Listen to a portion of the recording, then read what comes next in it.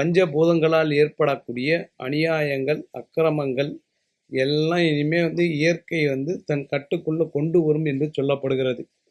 நிறைய வெளிநாடுகள் கடலில் நீரால் பெரும் ஆபத்து ஏற்பட்டு உயிர் சேதங்கள் கொத்து கொத்தா இறப்பாங்களாம். இது 2025 எண்டுக்குள்ள முடிஞ்சிடுமா இந்த ப்ராசஸிங். கிட்டத்தட்ட 2025 நீங்கள் உயிரோடு இருந்தீர்கள் என்றால் உங்கள் முன்னோர்கள், உங்களுடைய தெய்வங்கள், உங்கள் குல தெய்வங்கள் எல்லாம் உங்களை காப்பாற்றுச்சேன்னு அர்த்தம்.